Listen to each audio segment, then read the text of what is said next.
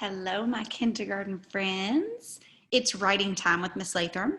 Yesterday we read that awesome book, Chicka Chicka Boom Boom, one of my favorites. Today we're going to read another book that I really, really love. I like any of these Franklin books. And if you've ever watched Franklin on TV, it's also a TV series that you can watch.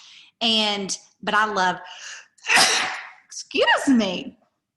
I love the books of Franklin because Franklin teaches us a lot of lessons about being kind, being a good friend, and really being a good person.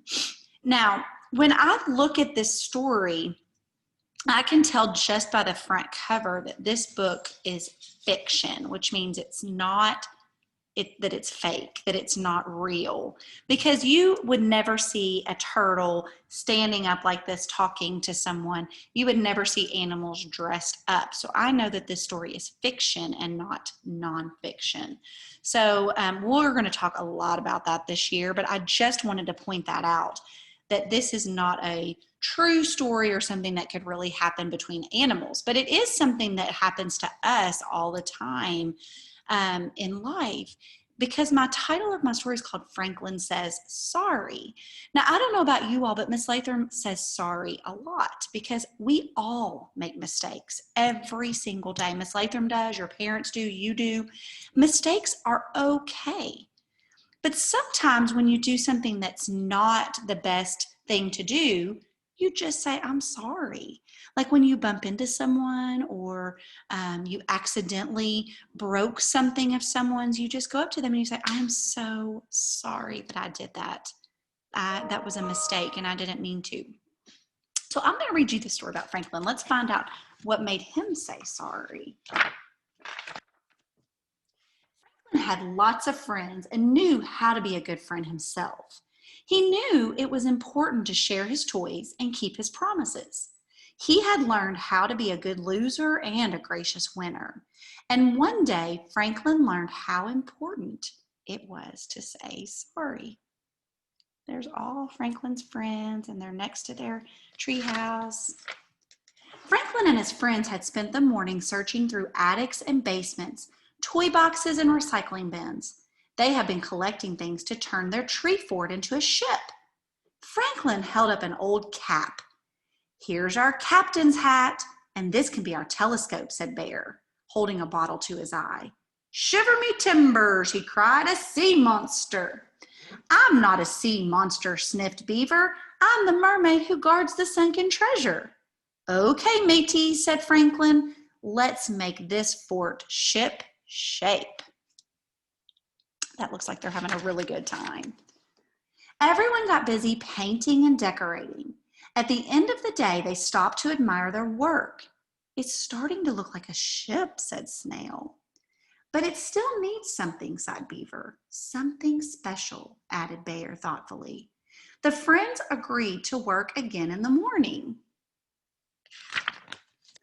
The next day, Franklin met a bear on his way to the tree fort. Bear was carrying a shoebox. What's in the box? Asked Franklin. Bear hid the box behind his back. I can't tell you, he said. Franklin was puzzled. Why not? He asked. It's a secret, explained Bear. You'll find out when everyone's at the fort. Please, Bear, begged Franklin. I won't tell. Well, all right, Bear finally agreed, but not here. Franklin and Bear hurried to the tree fort. Bear checked to make sure no one else was around. Then he opened the shoebox and carefully took out a flag. It was a ship and a rainbow. A flag, exclaimed Franklin. It's just what our ship needs. I made it all by myself, Bear said proudly. I want to fly it from a branch and surprise the others. But first, I have to find some string. Wonder what he's going to use string for. Bear hid the flag under a bucket and climbed down the ladder. Remember, Franklin, he called, don't tell anyone. Wonder if he can keep his promise and not tell anyone. Franklin was taping up portholes when Fox arrived.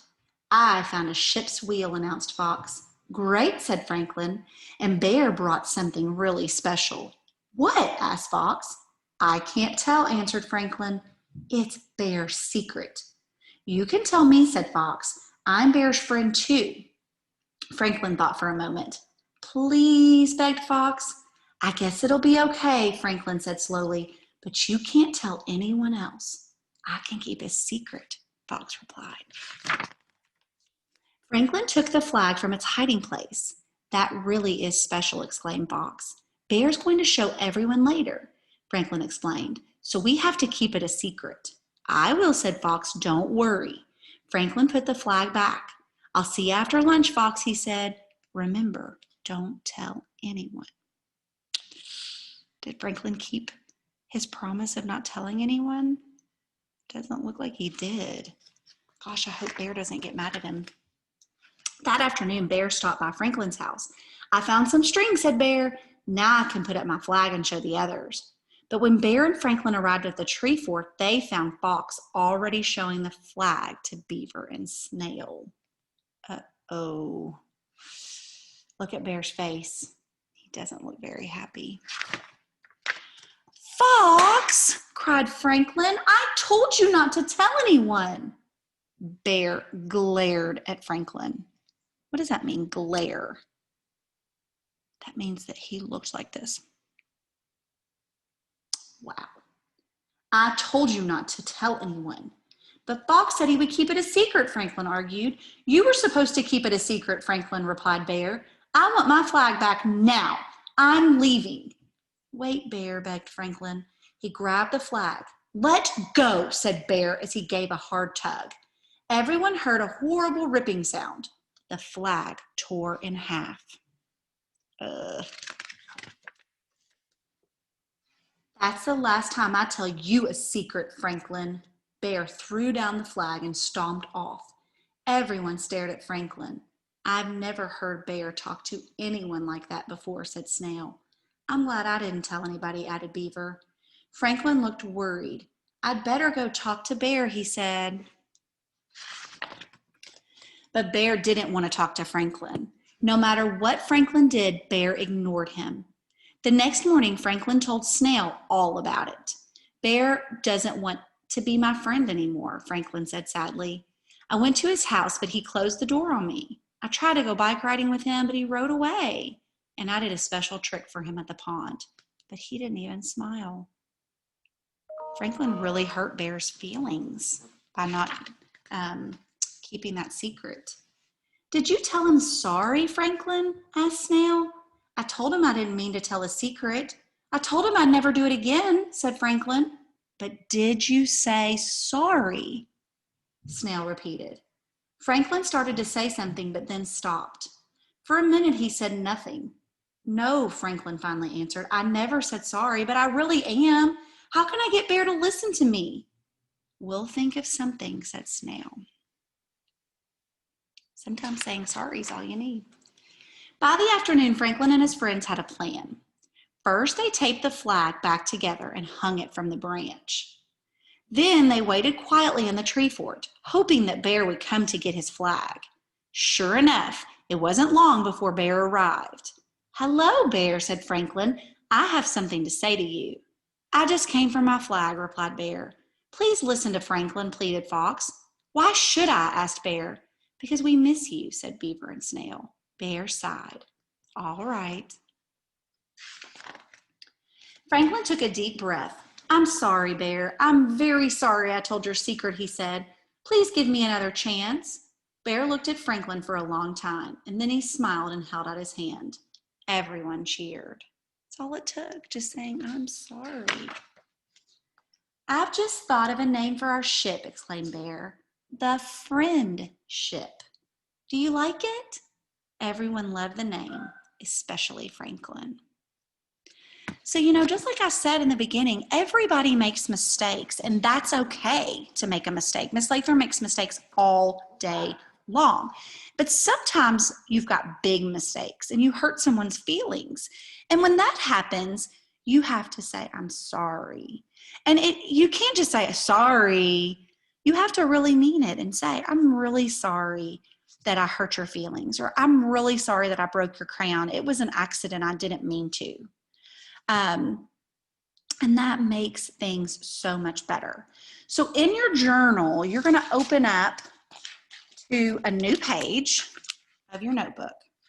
And you are going to draw your teacher a picture of a time that you had to say sorry to someone.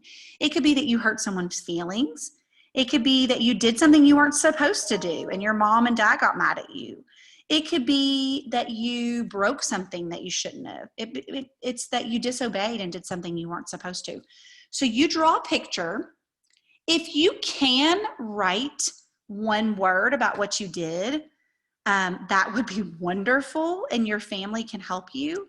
If you can't, that's okay too. We will just take the picture of what you did when you had to say you're sorry. I hope you enjoyed my book today about Franklin. If you did, you can see tons of Franklin videos and stories on YouTube that you can always look at because Franklin's awesome. And I will see you again tomorrow for reading and writing. Bye, friends.